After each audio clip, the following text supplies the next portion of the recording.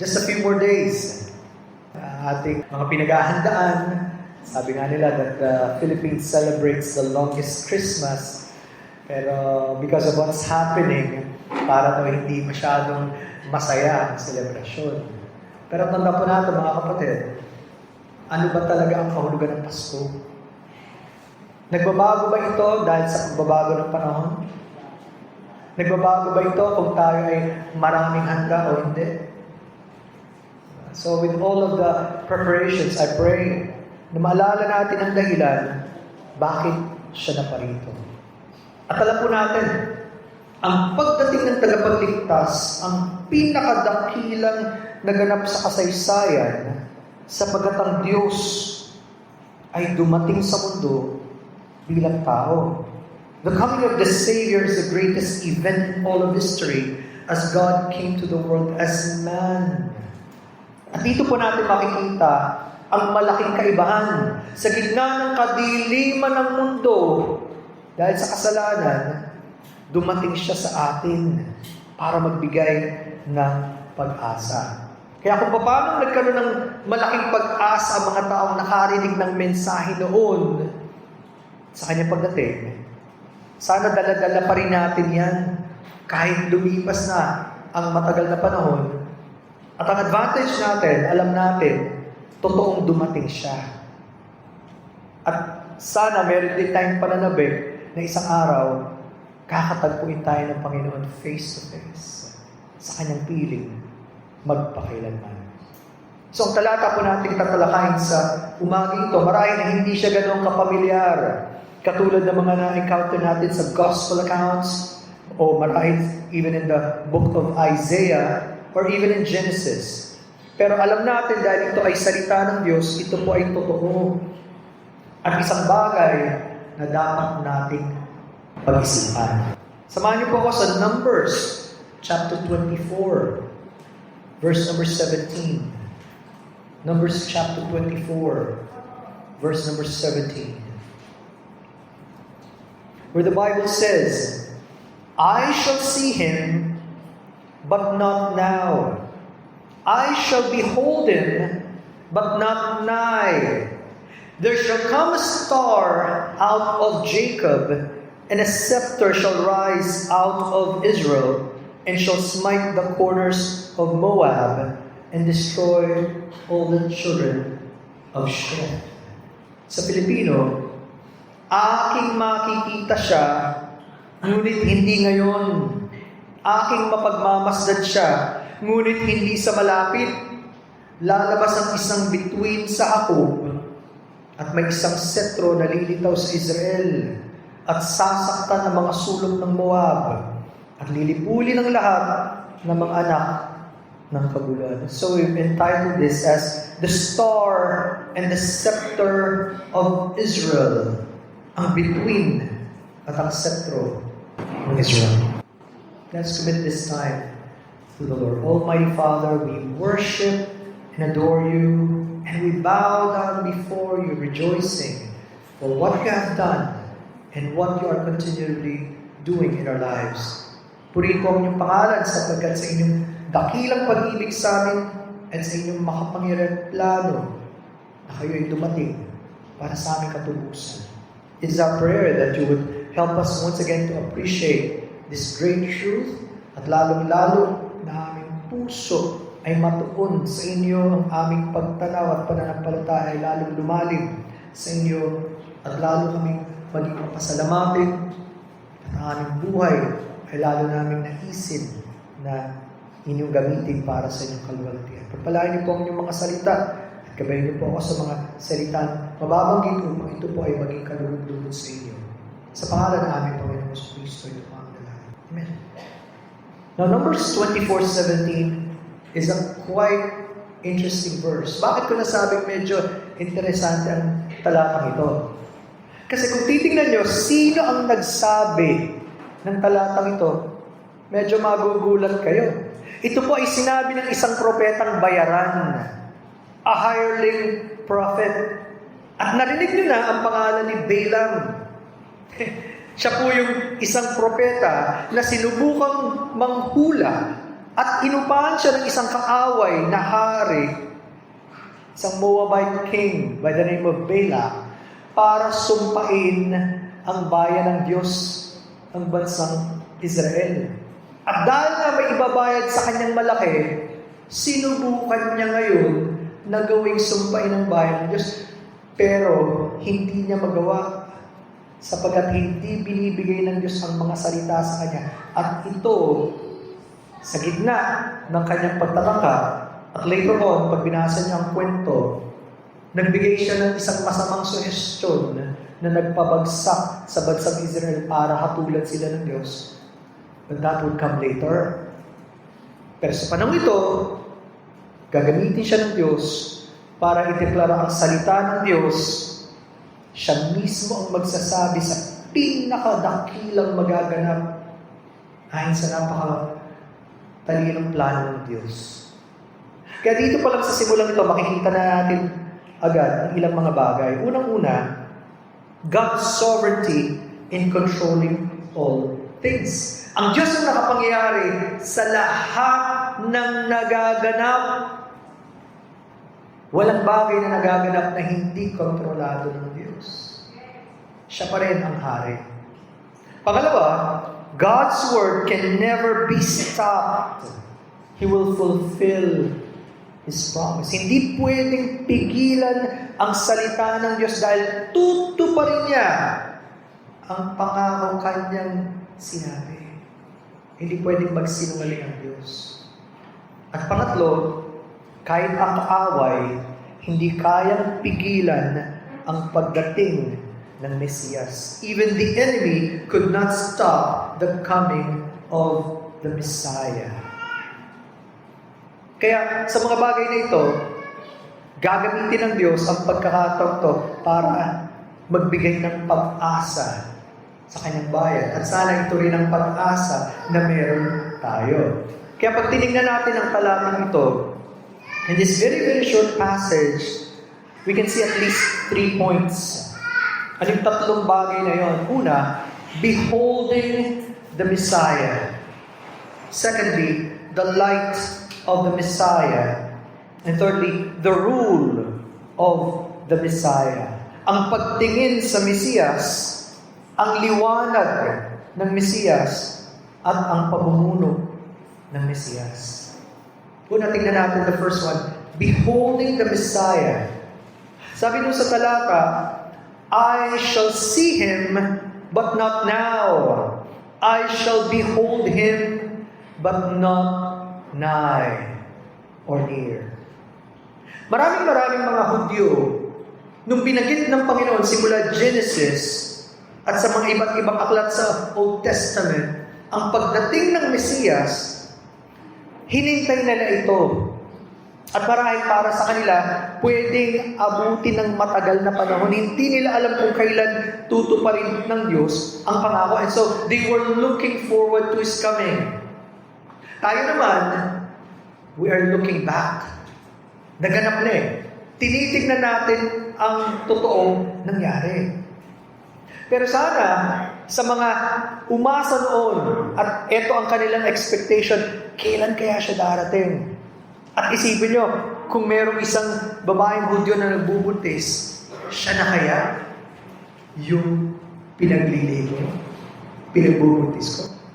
Marahil may ganung expectation. So they were hoping, ito na, malapit na ang kanyang pagdating. Tayo naman, as we look back, makikita natin, salamat Panginoon, tinupad nyo ang inyong pangako. Sana huwag mawala yung ganung joy na meron tayo sa kanyang pagdating. And even now, we're still anticipating and excited sana tayo sa kanyang pagbalik para kunin tayo. Sa ating pagharap sa kanya. Now, lalo na kung tunay tayong mga anak ng Diyos, to be able to see Him face to face, wala nang mas higit pa doon para sa isang totoong Kristiyano. Ano man na nagaganap sa paligid natin. Now, dito may pumapasok ang kahalagaan ng pagkakaroon ng malinaw na pagtanaw sa ating tagapagligtas. Having a clear vision of the Savior. Bakit? Sila noon, tinitingnan nila ang kanyang pagdating base sa nakasulat sa Lumang Tipan based on what was written in the Old Testament.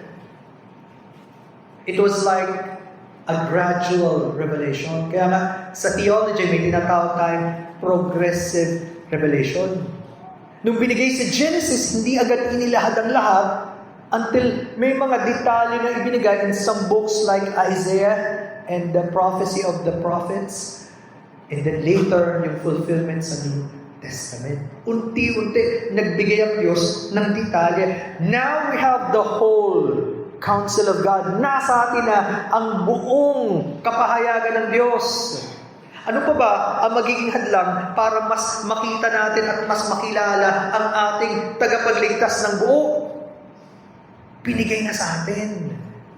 Wala na tayong pwedeng idahilan. In fact, as we know, the Old Testament would complement the New Testament. Magkasama sila. Kung ano daw yung hindi pa malinaw sa Old Testament, lalong nilinaw sa Bagong Tipan in the New Testament. And so we have to be thankful to God for the complete Word of God we have right now.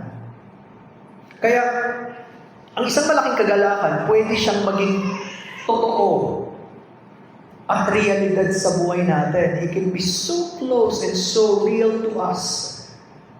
Bakit? Tandaan nyo, isa sa mga pangalan ng Panginoong Kristo, His name is Emmanuel, which means God with us. Ang Diyos na kasama natin.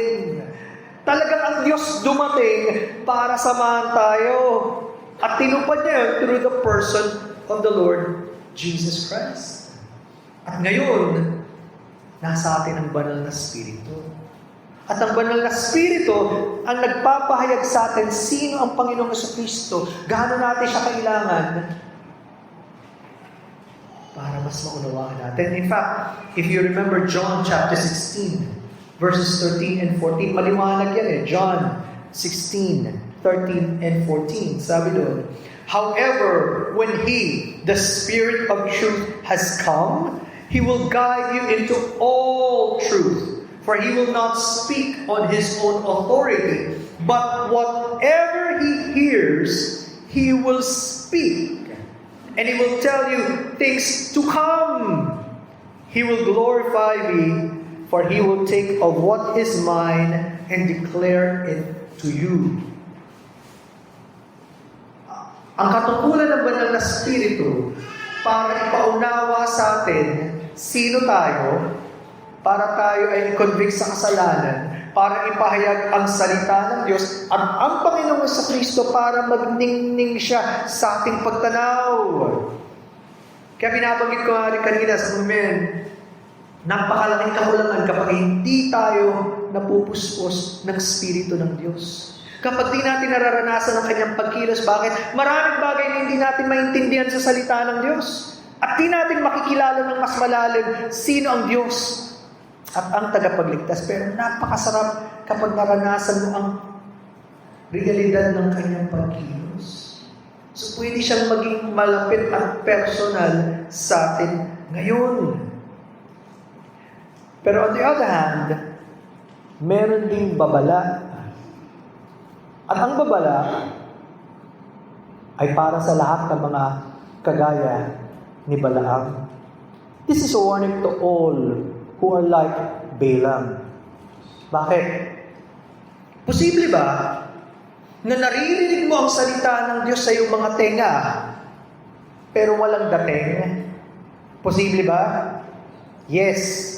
Hindi man kayo sumagot ng malakas, I know, you know, posible. How many times have we done that?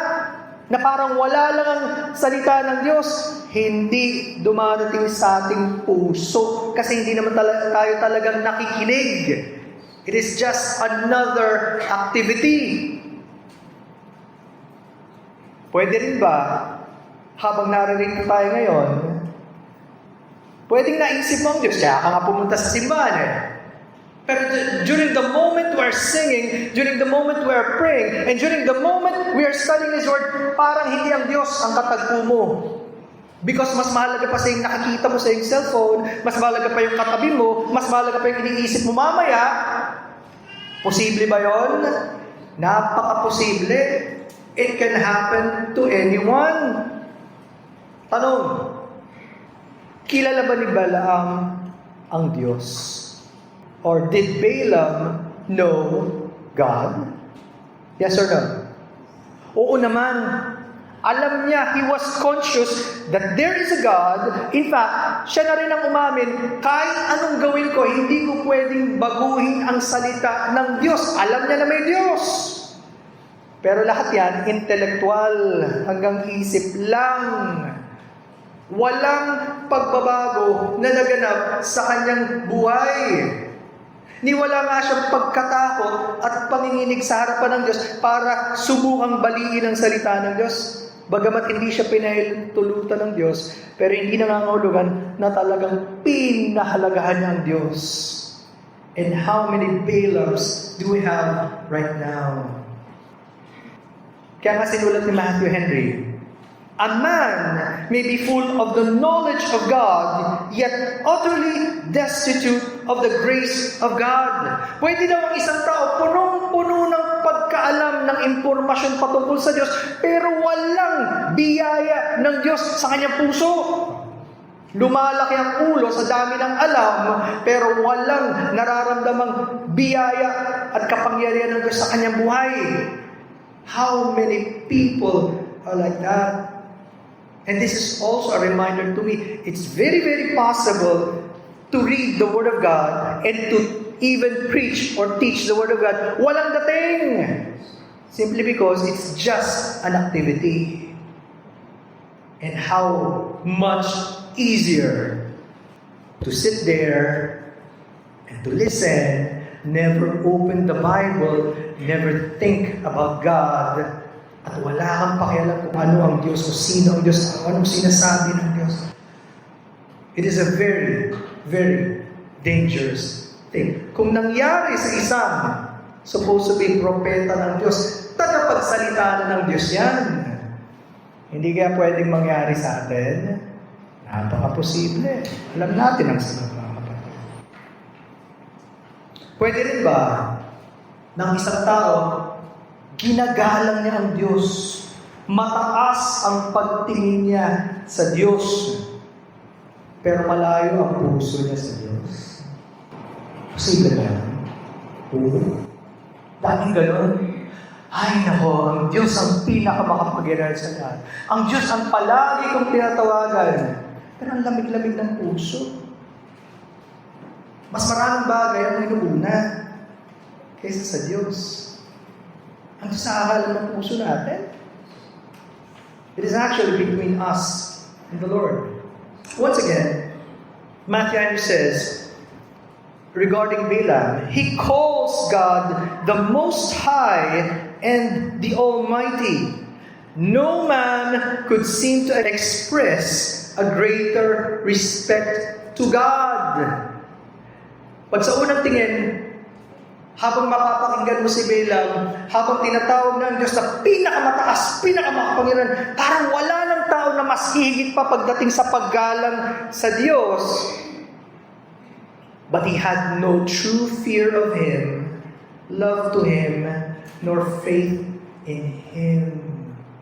Habang namumutawi sa kanyang labi ang magagandang mga papuri sa Diyos, walang totoong pagkatakot sa Diyos. Walang totoong paggalang sa Diyos. Walang totoong pagmamahal o pananampalataya sa Diyos. And how long have so many of us been like that? Tapos wala rin lang sa atin. Sabi ko na, so far, a man may go toward heaven and yet come short of it at last. Oo. Pwedeng napakalapit mo na. Halos andyan ka na. Parang ang nasa bungad ka na at pintuan ka na ng langit. Pero hindi ka pala makakapasok. Ooh. That's a great, great concern. But we never think of that, especially during Christmas time. Lahat tayo kasi dapat masaya pag Pasko eh. Lalo na matatapos na to, bago to. Dapat may puno-puno ng pag-asa. True! Pero nasa ng pag-asa natin? Talaga bang sa Diyos? O sa lahat na lang ng ibang inaasahan natin?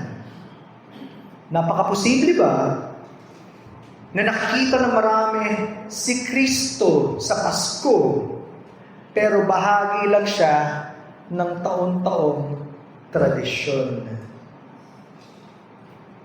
Do you think many people also see Christ this Christmas, but only as part of a yearly tradition? Of course. Remember, Balaam was given this prophecy of the promised and long-awaited Messiah. Sa kanya binigay. In fact, may nakita siya eh. He was able to see. Pero ang kanyang statement, I shall see him, but not now.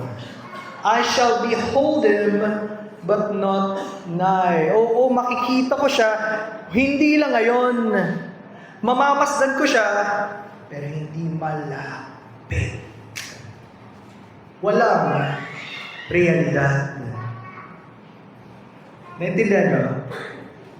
At kahit daw ang isang masamang propeta kagaya ni Balaam, may nakita siya patungkol sa ipinangakong tagapagligtas, ang Panginoong Kristo, pero hindi malapit. Napakalayo ng pagtingin.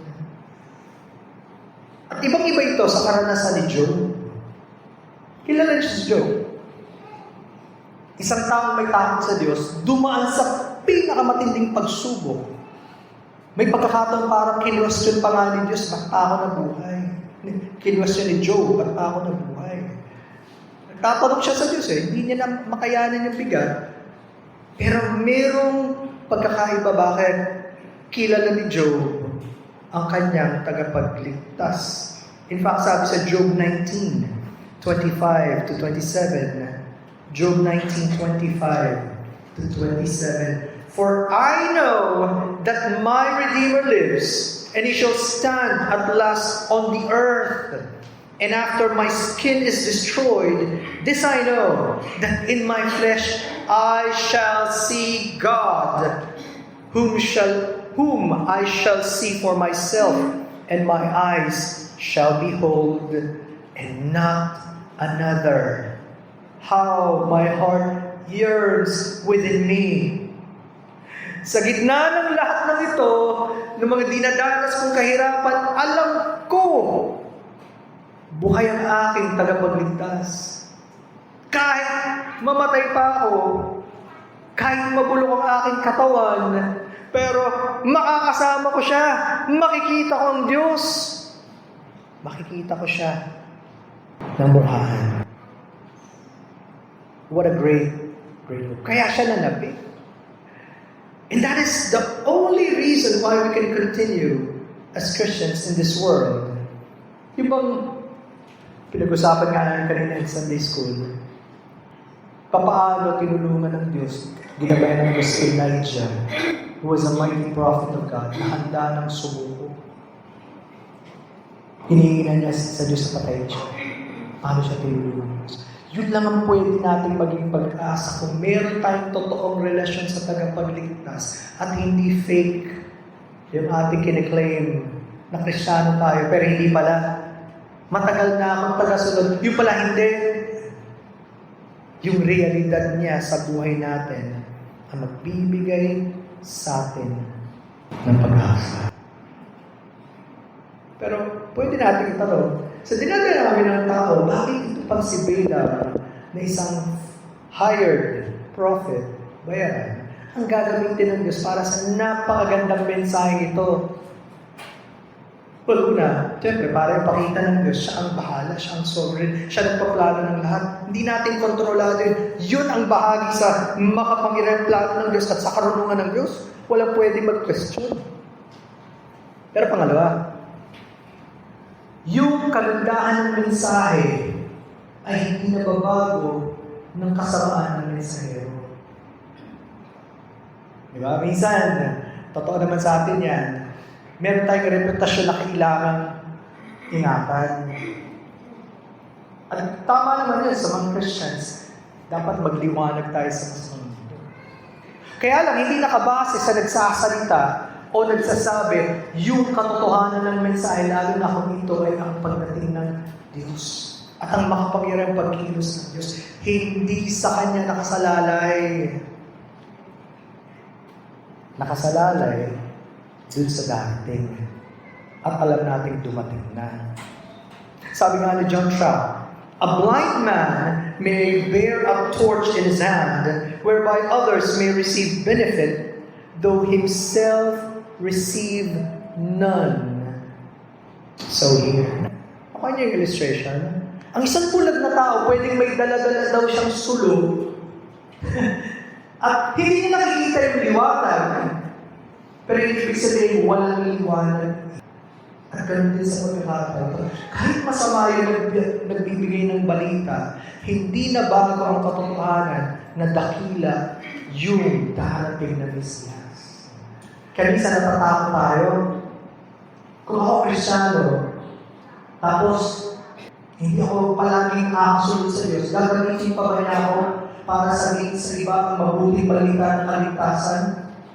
Una, syempre, kailangan isubo natin sa Diyos sa sarili natin at kasalanan natin. Pero huwag tayong matakot na ipagsabi ang balita, mabuting balita ng kaligtasan. Bakit? Siya ang pag-asa ng tao, hindi naman tayo eh. Hindi tayo perfect, pero yung ating tagapagligtas ang walang hanggan. Siya ang Diyos ng kaligtasan. Paano nila malalaman kung walang magsasabi? So, tanggalin natin at tingin natin sa Diyos. Mawala yung mga pagkawa natin na parang tayo ang dahilan. Hindi tayo. Tagapagdala lang tayo. Pero kailangan natin sabihin sa mas marami tayo. Yun ang nangyari. At yun ang naging kalagayan bilang. So notice, gaano kahalaga ang tunay na pagtingin sa Mesiyas. Nakikita mo ba siya ng malapit at malinaw? Kung hindi, hingin mo sa Panginoon. Pangalawa, ang liwanag na dala ng ating Mesiyas, the light of the Messiah. Makikita natin yan from the second part of Numbers 24:17. Sabi doon, a star shall come out of Jacob. Meron daw bituin na lalabas mula kay Jacob. Nasabi ni Ellicott, literally, yung phrase na yun, pwedeng sabihin, there has come forth a star out of Jacob. May lumabas na. Bagamat matagal pa itong mangyayari. Ang tawag nga dyan, it is a prophetic past or historic tense of prophecy. Bagamat hula, pero parang naghanap na. Bakit? Ang Diyos na ako Siguradong gagawin niya, walang pipigil sa plano ng Diyos. Kaya, centuries pa bago maganap. Pero sinasabing naganap na.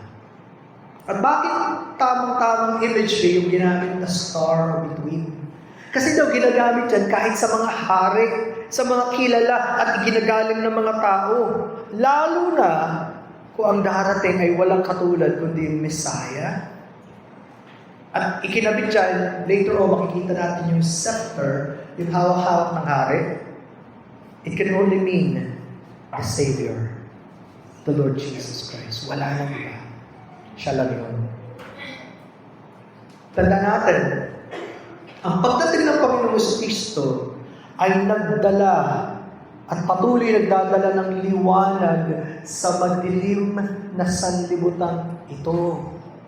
According to Isaiah chapter 9, siya yung tinatawag na dakilang liwanag.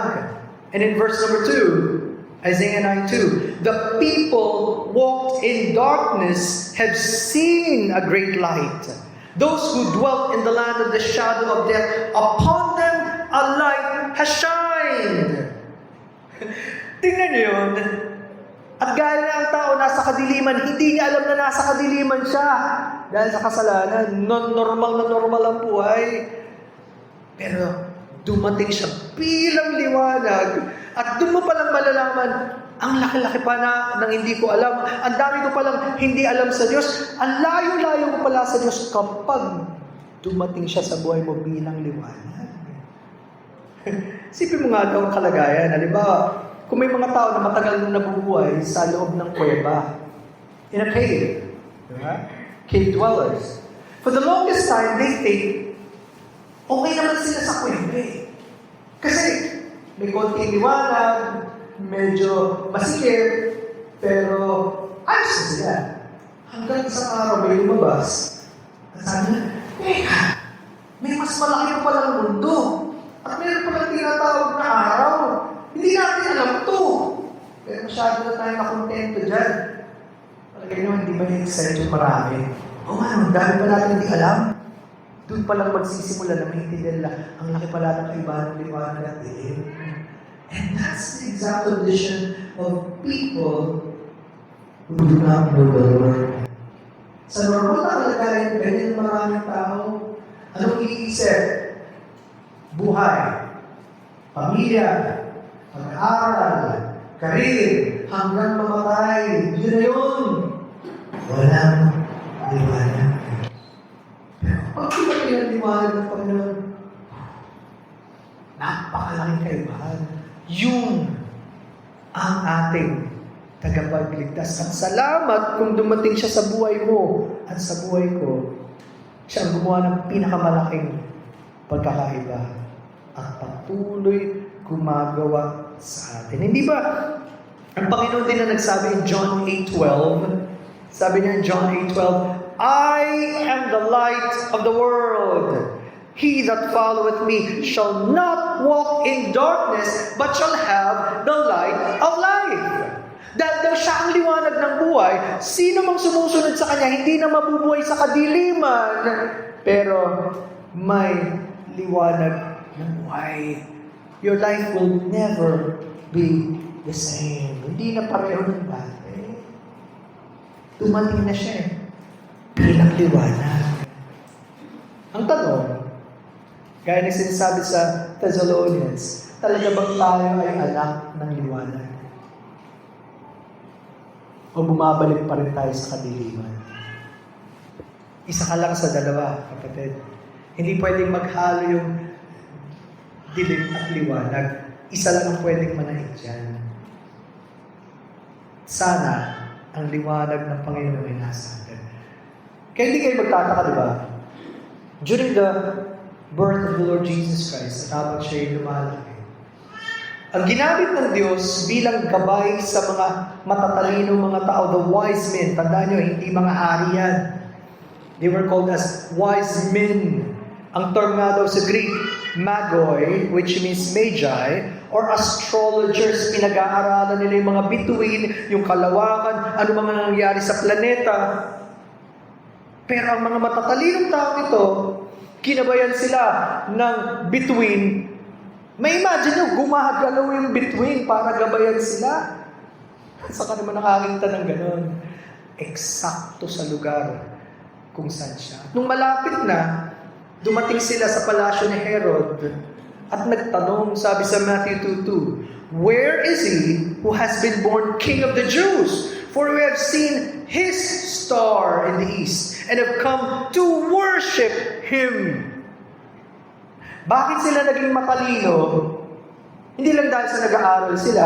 Naging matalino sila kasi sinundan nila yung liwanag ng Diyos at gusto nilang matagpuan ang Mesiyas na matagal nang pinangako, mahabang paglalakbay, delikadong paglalakbay. At sabi nga sa binabible sa niya kahapon, hindi lang sila tatlo, marami sila. Tatlo lang ang regalo. Pero marami sila. Bakit? Mapanganib sa panahon. Malayong paglalakbay. Gusto nilang makita at sambahin ang hari. Matalino sila. Bakit? Hindi sila umalis para magbulakbol. Hindi sila umalis para mag-sightseeing. Umalis sila para hanapin ang tagapagligtas, ang Mesiyas, at sambahin siya. Hindi kagaya ni Haring Herodes na natakot, gustong ipapatay yung banta sa kanyang paghahari. Hindi kagaya ng mga matatalinong mga tao, yung mga scribes, alam ang kasulatan, hindi gumawa kahit isang hakbang. Alam na nila saan ipapanganak na sa kasulatan. Sila pa nga nagsabi kung saan. Walang ginawa kahit anong effort, humakbang man lang para tingnan totoo nga bang dumating na siya. Walang pakialam. Nakita nyo? Hindi equivalent yung pagkakaroon ng maraming alam sa Bible sa pagkakaroon ng malalim na relasyon sa Kanya. At bakit sa mga pastol unang ipinahayag ang mensaheng ito? Napaka-ordinaryong mga tao. Hindi magmamalaki. Pero tuwang-tuwa sila nung nalaman nilang mensahe, dumating na ang hari, ang tagapagligtas. Mabilis silang pumunta. At sinabi nila yung kanilang natagpuan. Imagine, ang laki-laki ng pagkakaiba kapag ang Diyos nagpakilala sa tao. At yun ang dala ng kanyang liwanag. And you will notice, even in Revelation 22:16, ito ang sabi sa Panginoong Jesucristo. Sabi niya, I, Jesus, have sent my angel to testify to you these things in the churches. Kasama pala tayo dito I am the root and the offspring of David, the bright and morning star. Paano nangyari? At ito yung hindi masagot ng matatalinong tao na sa kanya, na Mesiyas, nagsimula. Nauna pa siya kay David. Sa kanya nang galing itong linya ni David. Pero sa linya ni David, siya manggagaling. Paano nangyari yun? He was the root and offspring of David. At nung binabanggit, he was the bright. Walang katulad sa liwanag. Talaga namang mamamangha ka sa kanyang kabanalan ng kaliwanagan. He's called as the morning star. Nakakita na ba kayo minsan, nung bago pa sumikat ang araw, merong isang maliwanag? I think it's a planet like Venus. Maliwanag siya bago pa sumikat ang araw. It's like a morning star. Napakaganda. Yun ang tawag sa kanya sapagkat dala-dala ng Panginoong Jesucristo ang bagong pag-asa, ang biyaya, ang katubusan sa gitna ng kasalanan at karumihan ng tao. Ito siya. Nagbibigay ng panibagong liwanag. What a fitting title to our Savior.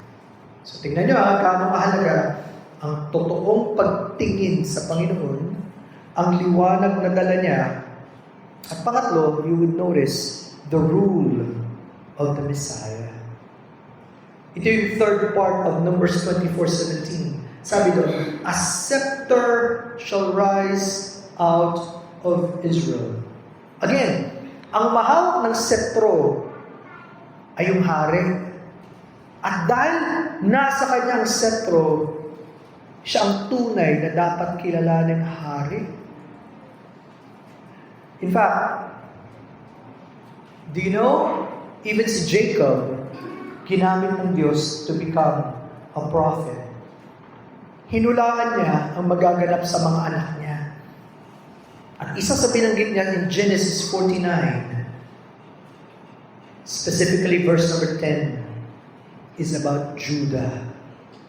Ano ang magaganap kay Judah at sa tribe of Judah? Sabi doon, Genesis 49:10, the scepter shall not depart from Judah, nor a lawgiver from between his feet, until Shiloh come, and unto him shall the gathering of the people be.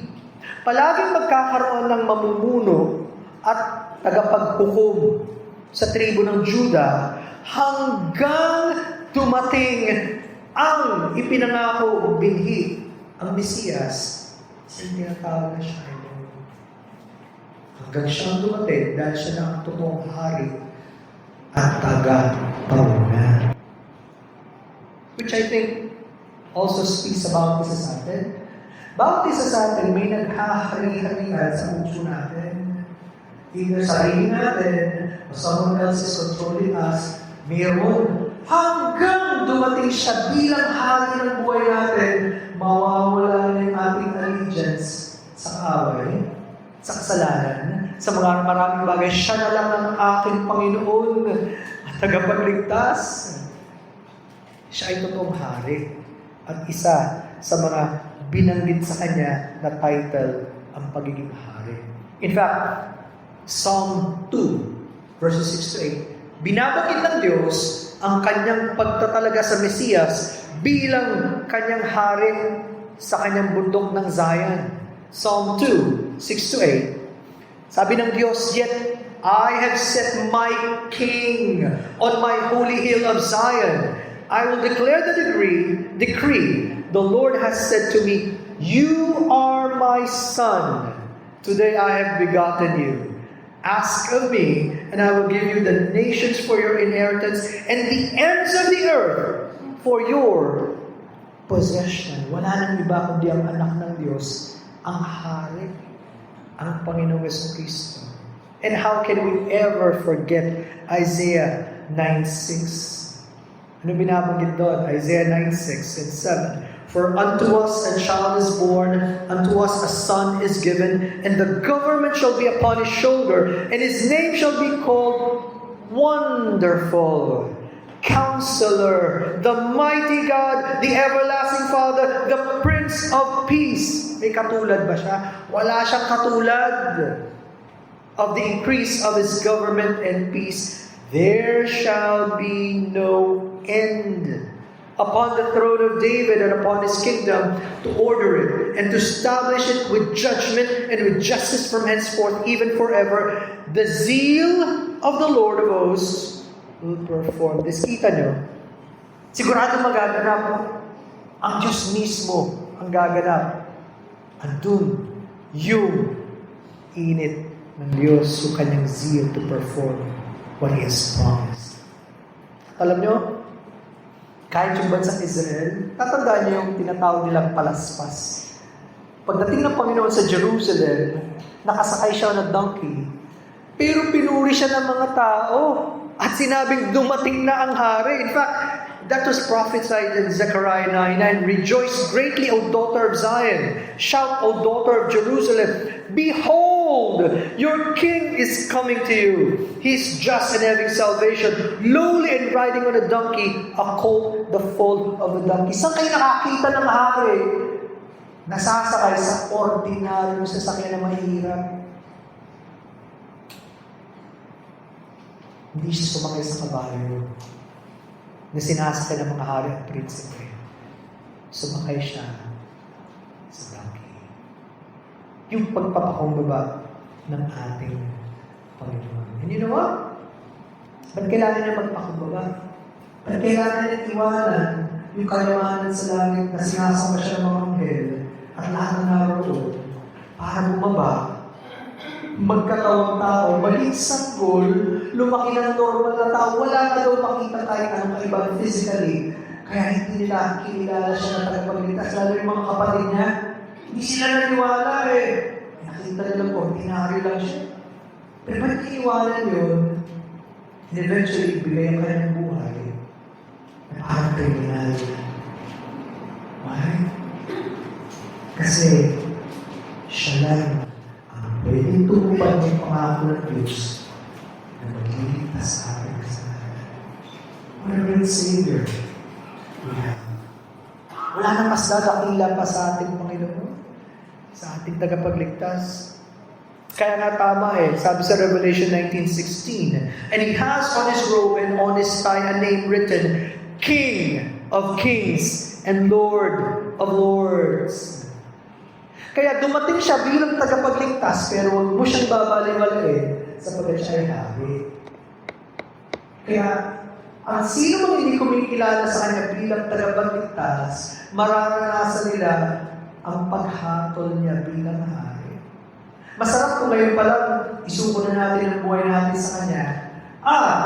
Maranasan natin siya, totoong hari at Panginoon natin. Hindi na tayo. Bakit? Napakasarap kapag nakasama na natin siya sa kalangitan. Walang hanggan. Pero ngayon, rebel kita pa rin sa kanya at ayaw mo siyang kilalaning hari. Isang araw, maging tagapaghatol mo siya. At yun ang pinakamasaklap sa lahat. Hindi mo pwedeng baliwalain ang haring ito. Kaya may binabagit sa ating talata, the fourth part of Numbers 24:17. Kaya niyang talunin ang kanyang mga away. Sabi doon, Moab and all the children of Sheth. It represents all of the enemies of Christ. Lahat ng ayaw sa Panginoon, walang ibang pwedeng gawin, kundi sila ay hatulan. Why? Because He is King of Kings and Lord of Lords. Wala nang mas mataas pa sa Kanya. Kaya ng mga tao, sabik na sabik sa kapangyarihan, sabik-sabik sa posisyon, sabik sa makukuha, they will all give account to God. Lahat tayo. At naisip ko, alam niyo ba yung haring umupa kay Balaam na si Balak? Imagine kung anong naramdaman ng haring yun. Kasama siya sa prophecy. Kasama siya at ang kanyang bayan na hahatulan. Imagine, kahit anong bayad at gawin niya, hindi niya mapipigilan ang pagdating ng tagapagligtas. At hindi mo rin mapipigilan ang pagharap sa kanya isang araw. You will face Him. Pero ang masarap, kung tagapagligtas mo siya at Panginoon, makakasama mo siya habang panahon. Ang pinakamasaklap, kasama ka sa hahatulan. Yan. Yun ang nabanggit natin, Christmas should be a happy occasion. It's supposed to be a celebration. Pero ang tunay na makapagsa-celebrate ng Christmas ay yung mga nakaranas ng kaligtasan sa ating Panginoon Jesucristo. Lahat ng mga celebrations na ginagawa ng mga tao will be vain and empty without the Savior. Parang wala rin ginawang Xmas. Di ba? Ginawang yan? Xmas. Pinalitan pa yung Christ. Eh ano na yan? Wala. Mga palamutilan. Pero masaya ang Pasko sa mga pinagpakilanlan ng Panginoon. In fact, that was the message in Luke 2:10. Ito yung mensahe ng kanyang pagdating. And the angel said unto them, Fear not, for behold, I bring you good tidings of great joy, which shall be to all people. For unto you is born this day in the city of David a Savior, which is Christ the Lord. Dumating siya, oo, sa mundo at sa lahat, pero makakaranas nun at yung umiilan sa Kanya at magkakaroon ng totoong pagpapakumbaba para makilala. Sana maging masaya Pasko natin, hindi lang dahil sa sama-sama tayo, pero more so, dahil totoo ang tagapagligtas. At you know, that term, good tidings of great joy, yun din yung ginagamit na term pagdating sa Ebanghelyo o the Gospel. Di ba ang Gospel is good news, mabuting balita. Yun din yung term na ginamit. But may mabuting balita kasi may masamang balita. Ang masamang balita ang tao dahil sa kanyang kasalanan malayo sa Diyos, parurusahan ng Diyos. Pero ang mabuting balita, dumating ang tagapagligtas at hindi ka na kailangan mapahamak sa iyong kasalanan. Meron ka ng pag-asa ng buhay na walang ganda sa Kanya. Nasa iyo ba ang mabuting balita nito? Dala-dala ba natin ito? Gusto nating sabihin sa iba? Sana siya yung maging sentro ng ating pagdiriwang ngayong Pasko sa pagdating ng bagong taon at hanggang sa mga susunod. He truly is the star and center of Israel. Sana ang liwanag niya ay nasa iyo. What a great God.